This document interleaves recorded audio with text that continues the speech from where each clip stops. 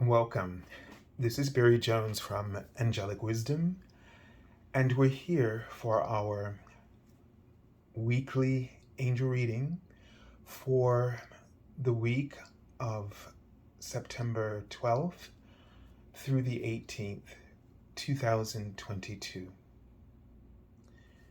So before I begin, I'd just like to, first of all, offer my condolences to everyone in the country of the UK. And I think that your grief and the loss of Her Majesty Queen Elizabeth II is definitely something that is felt worldwide, and that there's quite a lot of affection for her. And so we just, for those of you who are part of our Angelic Wisdom community, just want to let you know that my thoughts and my prayers have been with you at this time. And there's a reading that will come out on Tuesday that will highlight some of the connections that with that card that came up, and the events around her death. And so I'm just gonna leave it there for now, because it was definitely, although I'm American, it was definitely an emotional experience. There was just some world leaders throughout history, in our times, that really it affects us. The impact of their lives and their contributions and just their presence. And after all, we are all connected in terms of oneness behind the veil, which keeps us from really seeing all of us as who we truly are, and with the same magnificence and divinity.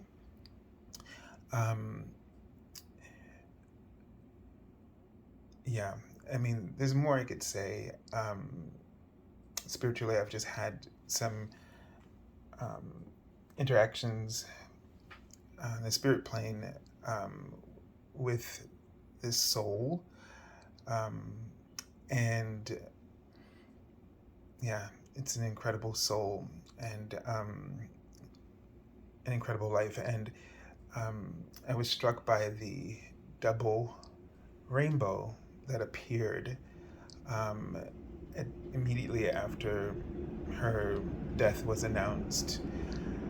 I had been getting messages the previous week in the morning of, and so it was quite it really touched me deeply. And the double rainbow, when we see rainbows, it's a cosmic gift that's been offered to us from the universe. So when we see it, it opens opportunities. It offers, I'm seeing the planet Jupiter, so it offers this sort of expansion and of awareness, and that we had a double one, and that it was caught on camera to the note of every reporter and newspaper. This was a cosmic gift for the entire world, and it sort of correlates to our double ascension that started in 2012, and will end in approximately 2032. So we're going from a three-dimensional to a fifth-dimensional shift. And one of the things that came across to me as I was writing, that it's a sign that we are on the right path, and that we will succeed in this transition. It also just gave me a sense of profound hope, for the world. Um, the I think, according to Dinah Cooper, the London is the heart chakra. So there are different locations throughout the planet that align with each chakra, and London aligns with the heart chakra. So that's also very important in the sense of this. I don't know why they're writing the word congregation, but this sense of hopefully that there will begin this opening of the heart, this transformation in our hearts in terms of brotherhood and sisterhood, right? A uniting of or uniting around our common humanity, and that we learn to love also one another. Also, a call. So I feel like in this month that this time we're going to really start to feel the call of our hearts, and we're all here on the planet, and they're saying this is very critical because although they gave us this double sign of hope of our ascension process, it's also was a time for us to be aware.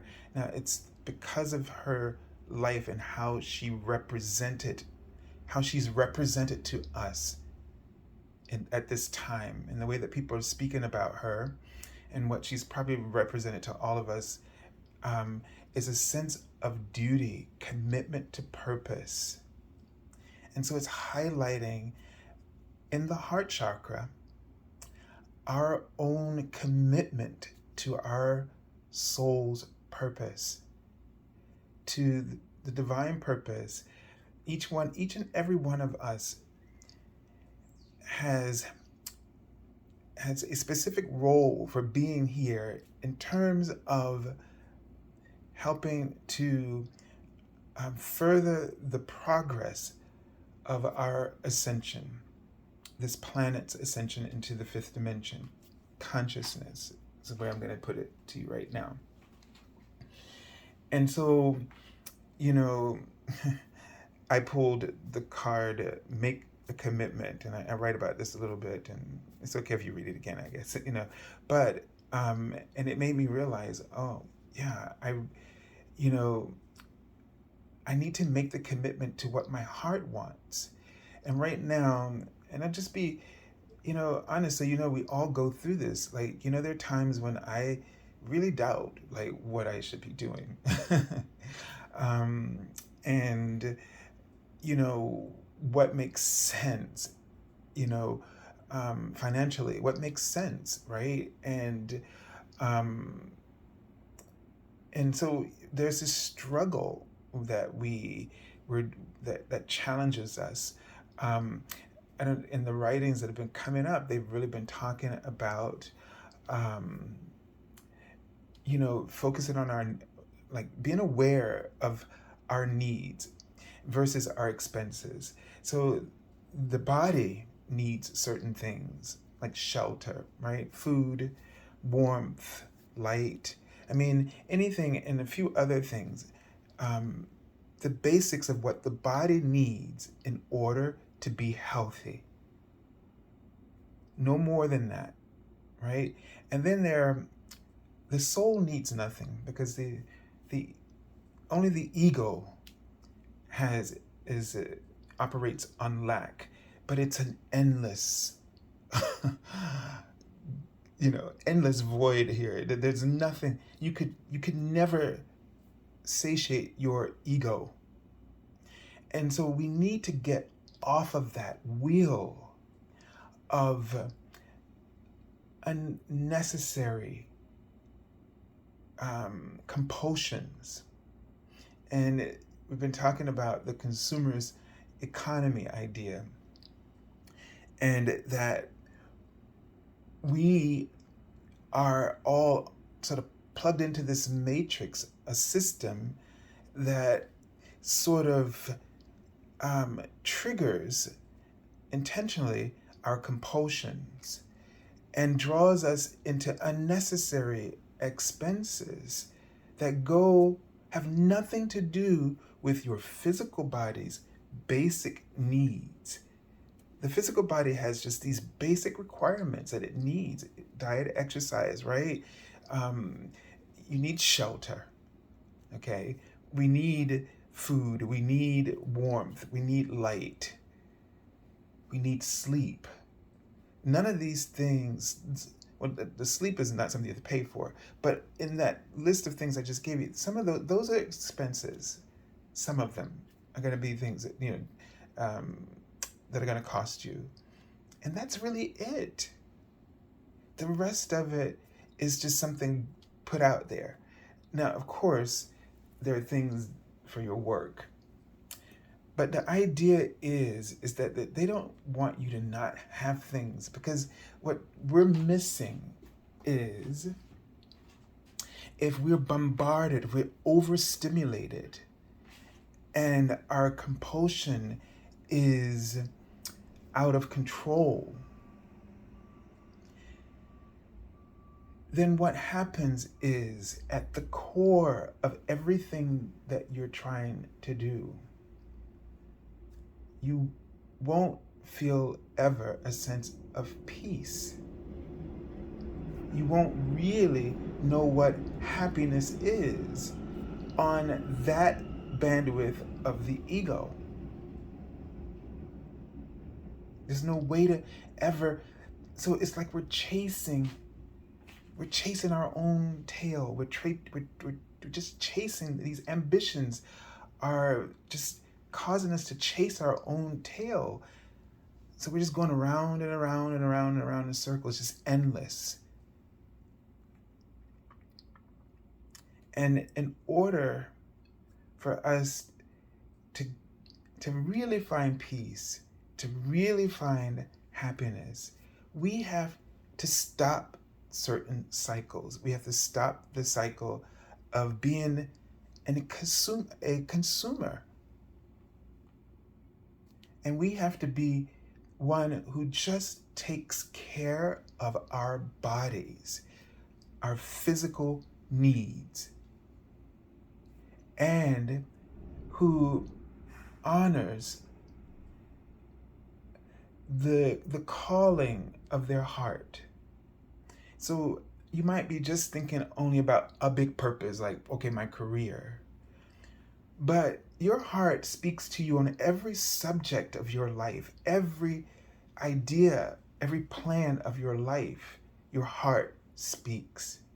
Your heart guides you, because your heart understands you. It understands you even when you are entertaining the chaos and the compulsiveness. It understands what you truly are trying to get at. It always understands the point that you're after, or your intention. And so despite all that noise going on inside of us, and the noise around us, because we're overly stimulated, and they're writing, this is causing for a lot of people insomnia. They're interrupting me. So this was what we're saying to you today, is the beginning of being able to find true rest. It's within these patterns that you're unable to rest or to find peace.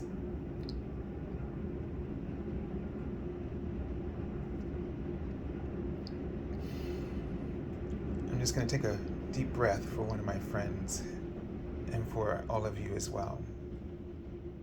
And as the information just sort of stopped,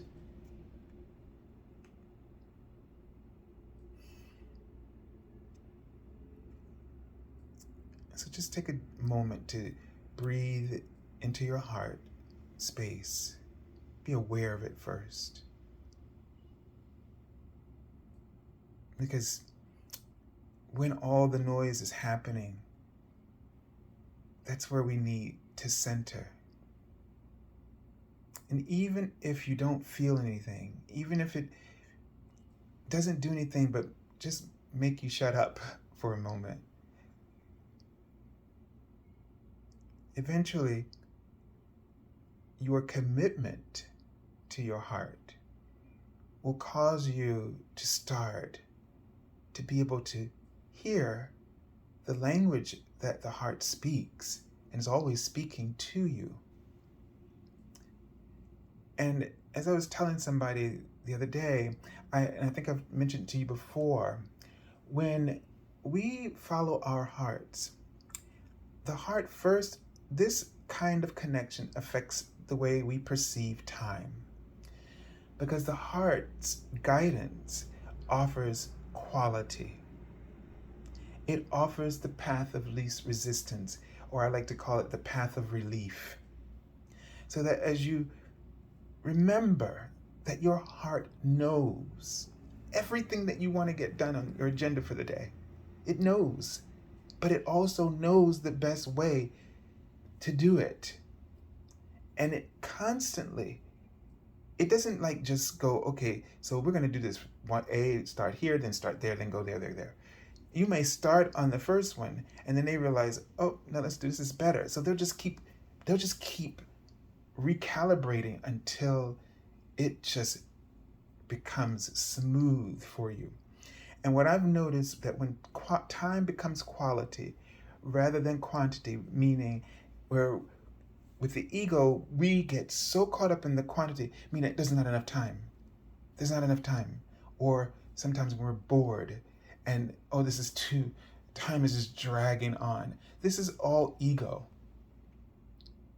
But when you're just having fun, when you're just enjoying yourself, when you find that there's just so much pleasure in the mundane task, it's because you're following your intuition as the navigation of completing all things. And I'm a person, and I can attest to this, that I'm slow. It's one of the reasons why I just don't get a lot of things done sometimes, because I just move slow. And so when I think about time and if I have a lot of things, it really overwhelms me because I'm just wondering how I would be able to do it.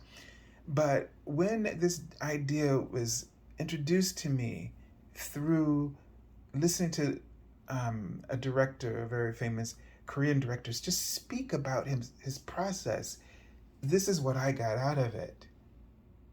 He wasn't talking about these things, but it's this is what was in his soul, this contribution. And the day that this clicked for me and I decided, and I just kept saying, screw time. And that meant screw all the stuff I think I got to get done today, or the worry about how it's going to get done, and just focus, like just listen to my heart and go with it. When I did, I got so many things done.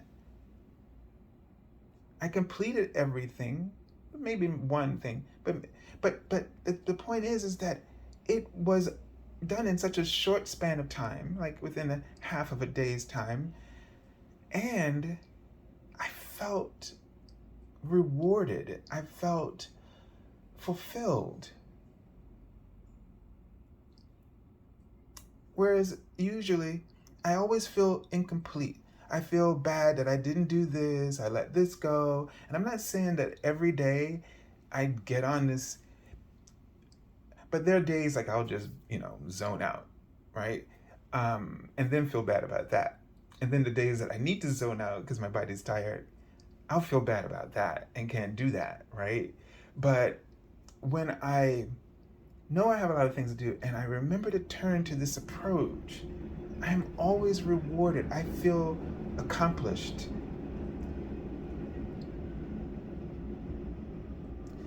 And following our hearts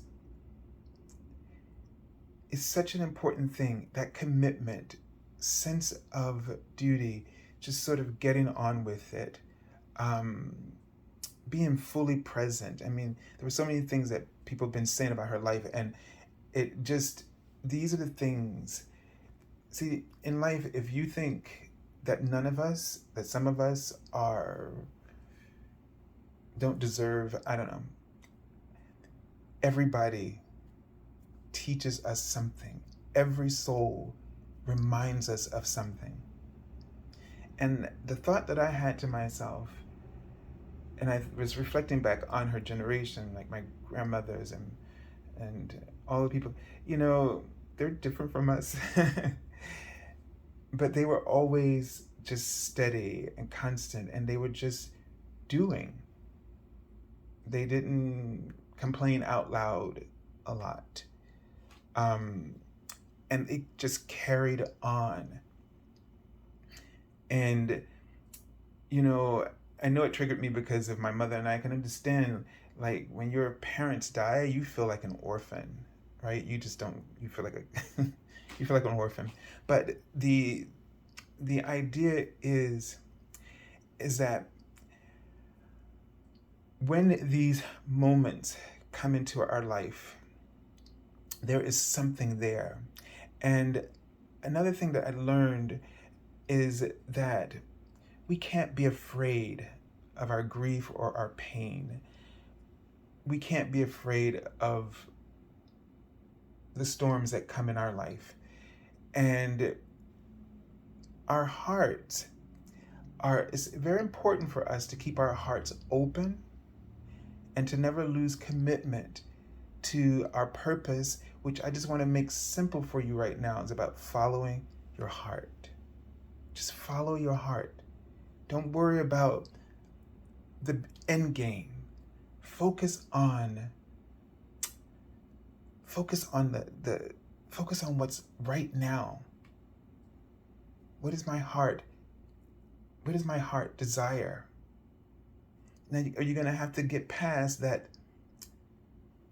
the ego going, feed me, feed me, feed me. I don't want to feel this. I don't want to feel this. Feed me, feed me.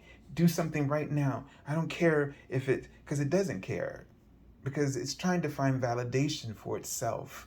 So it wants anything.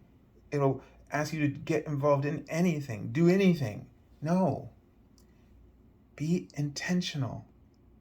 Make sure that everything that you bring into your reality has a purpose that will serve you and everyone else in your life for the highest good. This is the way to break that connection to the impulsiveness of the ego. Go back to, what does my body need? The basics of my body. What does it need? And your soul just is a giver. So it's a giver of life, of creativity, of it makes contributions.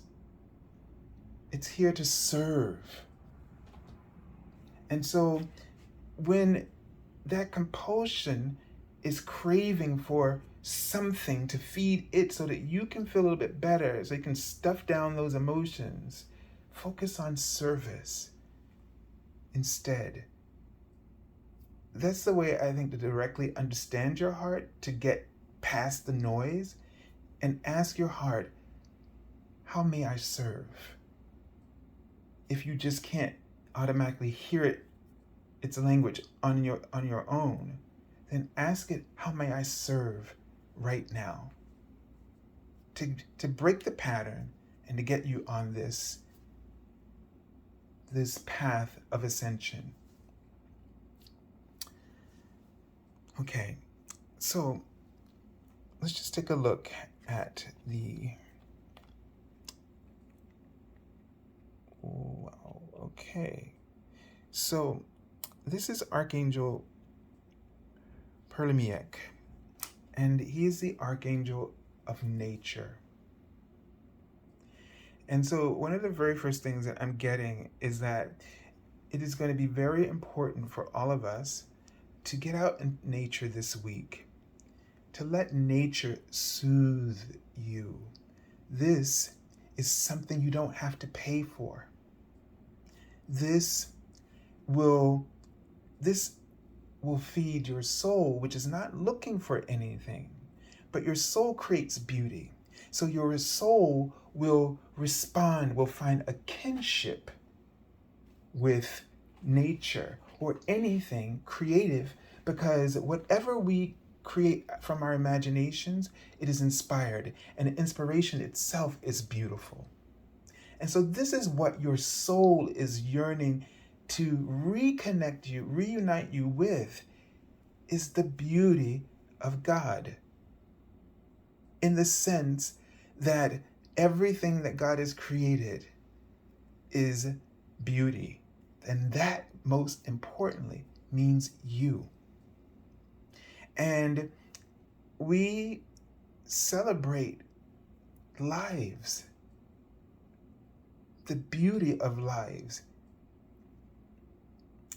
When I think about my mom or anybody in my family who's passed, it's about celebrating their beauty. It is so extraordinary. Sometimes I look at my mom's picture and I'll say, she's so beautiful. She was just so beautiful. And what is it that was just so beautiful about a person? The love. That's what it is. And each and every one of us is made of that, from that love. And so,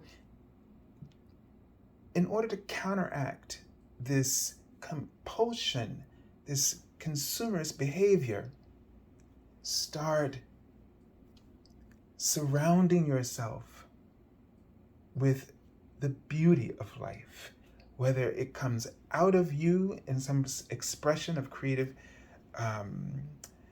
authenticity, or you go to nature, or it's a museum, or it's good times with friends.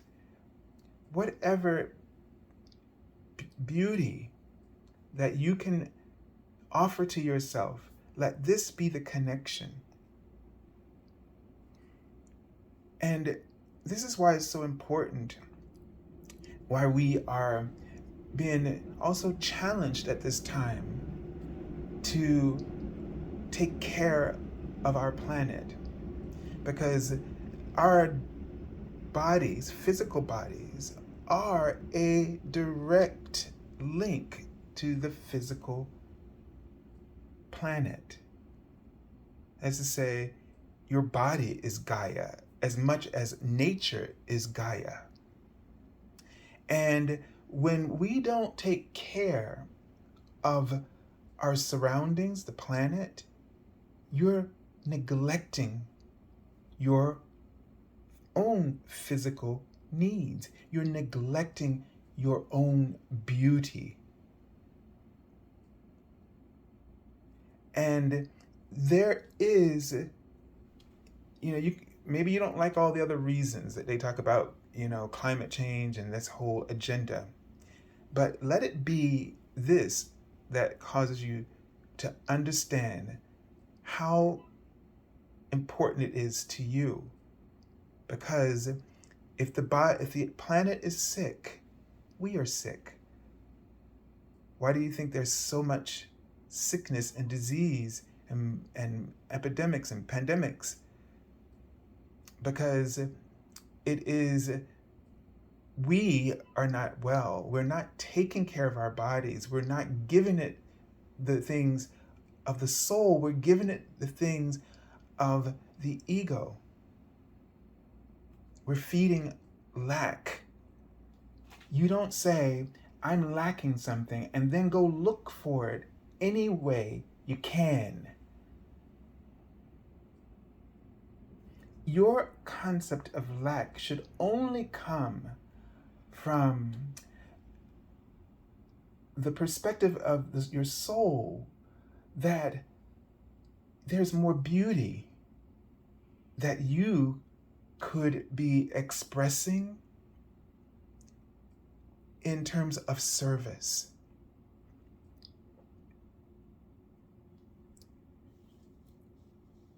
All right, let's take a look at the card. And just, again, take another deep breath.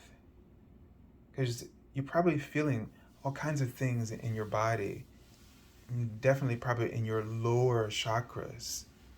Okay, your sacral chakra in particular. Which is, it's a pink color. And it also deals with our sexuality, our appetites, and our creativity. And so, that's the bottom, sort of the bottomless pit of our digestion, right? And our ego is using it. So why do we have so many issues with that area in our intestines and our colon? We're giving our bodies things that it doesn't need. We're being overly stimulated. There is a sense of indulgence where sometimes beauty is crafted in disguise, right? It's like you take something that is beautiful and you make it, you twist it, right? So there are foods that we don't need in our body.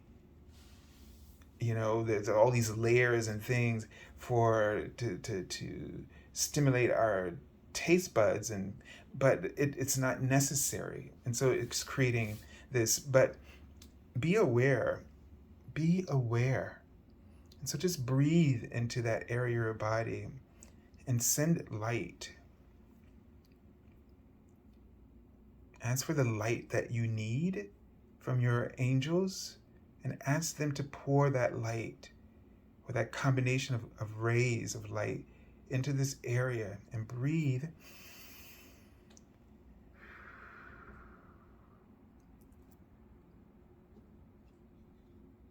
And let it go. Okay, so we have the Lover's card at the beginning of the week. And the energy of the Lover's card is, for me, I usually see this like, two people kissing, and that's my symbol for a connection. Okay, and so that's sort of the word that's coming to me right now. And I'm seeing also the word expectations. So they're wanting you to pay attention to connections. This is going to be a very weird interpretation of the card, but I'm going to go with what they're doing here. They want you to pay attention to connections in your life and then the expectations you have around them, because a compulsion builds in the expectation. And then when we have this expectation, then we have the fall, meaning a disappointment. Hold on one moment. I'm sorry, one of my electronic devices was just going off, so I just wanted to make sure it wasn't distracting. So we really need to think about the kind of connections that we're making in our lives, right? I mean, this is an interesting card because there's a snake with wings, but he has the apple, so it reminds us of the serpent in the Adam and Eve story, yet he has wings. And I don't want to go there for a moment, but it's definitely something interesting. But there is this idea sometimes too that some of the connections we make, they seem like they're angelic. And then we layer it with these expectations. See, when we have expectations, we're setting ourselves up for disappointment because expectations are usually something fixed. It's like making a suit for somebody without knowing their size, their numbers. And then they won't fit into it when you try to put it on them, and then they get all moody about it because it doesn't, they're only, crabby because this is not a perfect fit. But maybe they're not so crabby about it not being a perfect fit, but the idea that they realize that you had a perfect fit for them and that now they don't fit that bill. Now, they're saying that this is a sort of extreme, but you kind of get the idea. And this just doesn't have to do with relationships, but this is with everything. This is about the things that we buy. The connection that we're making with them is what you need to take a deep breath and pay attention to. What is that connection about?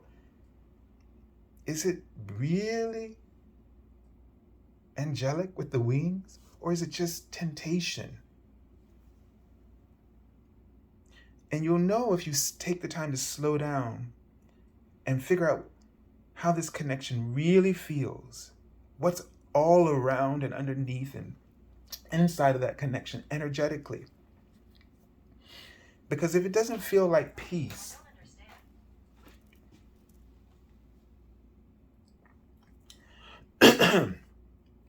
boy, that device really wants to be interrupting over there, my watch.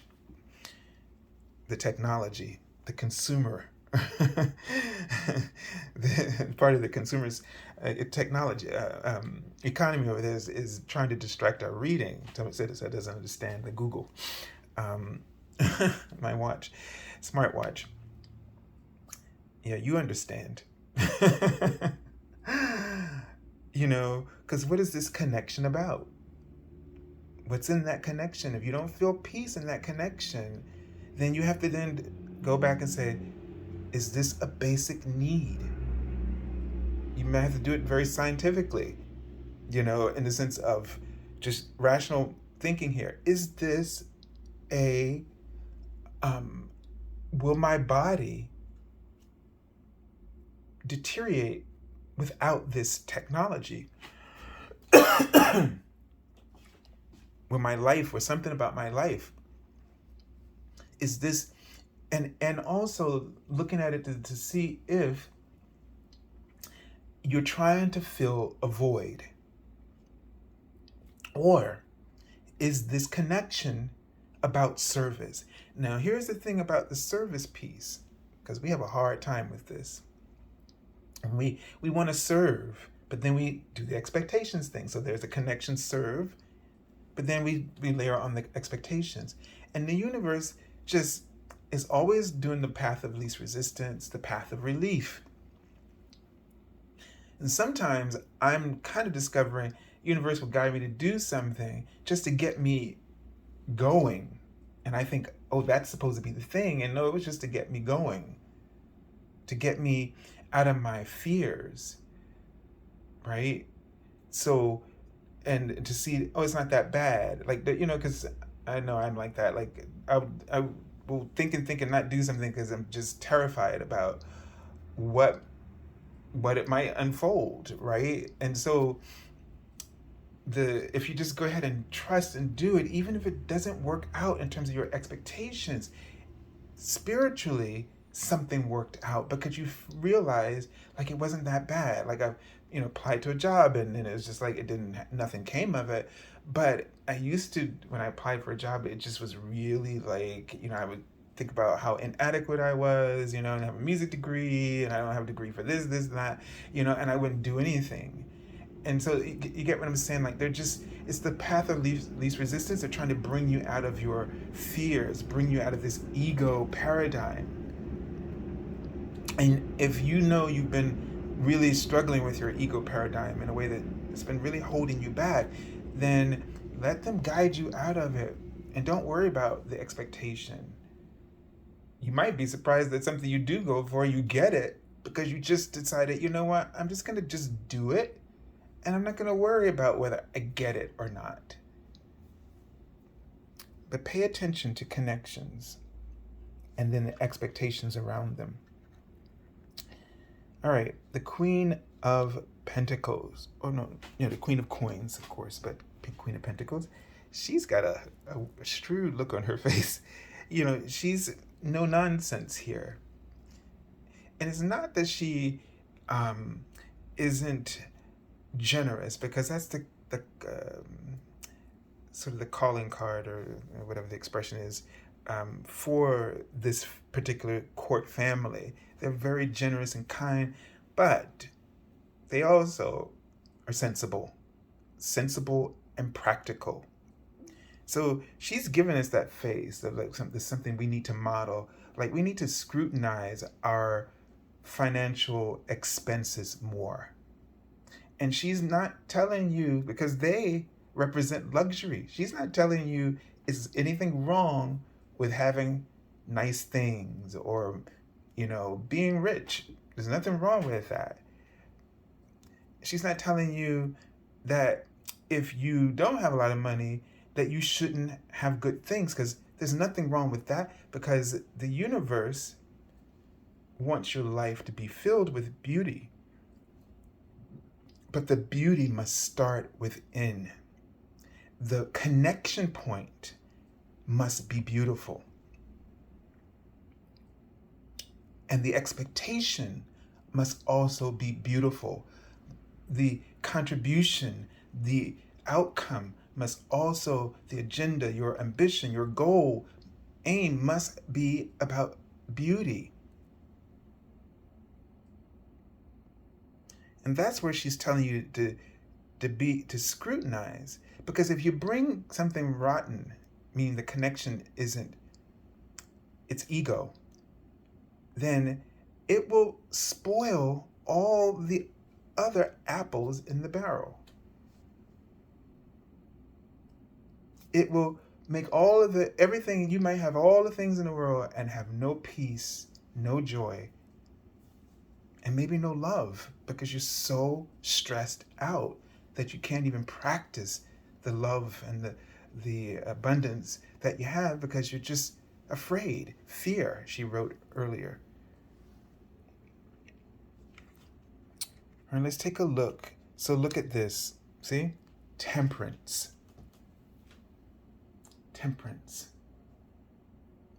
Being, balanced, really paying attention. It's almost like an alchemical process. What are you bringing in? What are you mixing? Because everything you bring in mixes in with everything else. So you want to make sure that whatever you bring in, first of all, you want to make sure what you have is already harmonious. So that means you need to weed out stuff that's distorting that harmony that you can have. See, right now, before you bring anything else in, get the harmony going. Weed out the things that aren't allowing that, because those things are already bought and paid for, right? And I'm talking about things, yes, but I'm also talking about things that you don't buy and pay for. Things in yourself. Get rid of those things first. Those attitudes, compulsions, etc. Then, from there, you're going to feel a whole some kind of different. But it's going to take time to really, the process of decluttering is a lesson within itself. It is a process, a journey, and a lesson within itself. And it's for that reason why it's difficult usually, so that it will never be easy to repeat it. That's why it's good when we have something we need to clear out and work out, that we do it and we go through it, no matter how challenging it is, because that means we'll never go through it. We'll never choose to go through it or be blind about doing it again.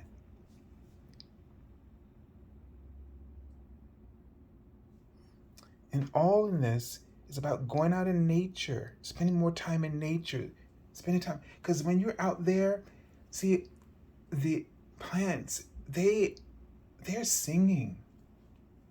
They're singing the majesty of God's creation. They're singing about how majestic it is and how majestic you are. I just saw the word majesty. Maybe, well, I won't say that, but you know what I'm getting at, right? But the idea is and so you will start in nature to connect to your own majesty, because you are a royal majesty. You just have forgotten. But spending more time in nature, doing service, that creates beauty, expressing beauty through your creativity, all of these things will bring you into balance with what true beauty is, so that you will find the fake stuff insufferable and intolerable to digest. I know this is a long one, but look at all these beautiful cards we're pulling. So from the bottom of the deck, the 10 of coins. I don't know where to lay it. And we see this sort of connection here with our, sort of like our lovers. And there's no snake over there.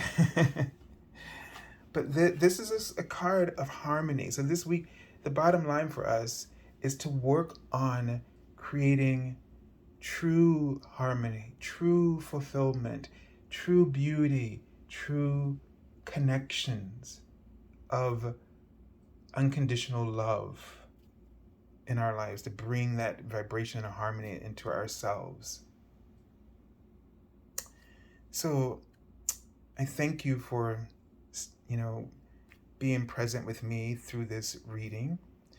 And if you'd like an angel reading with me, you can go to my current website, theangelschool.com/services, and you can select the first-time promotional offer, as that's available to everyone this year, as you probably heard me say many times. But since it's my 10th anniversary, that's my gift to you. And also, if you haven't checked out the general monthly reading, make sure you do that on my channel, or on one of my pages. And I will hopefully see you sometime this week for a chat. And I've been reading your messages. I want to thank everybody who's been making contributions to my channel through my PayPal Me link.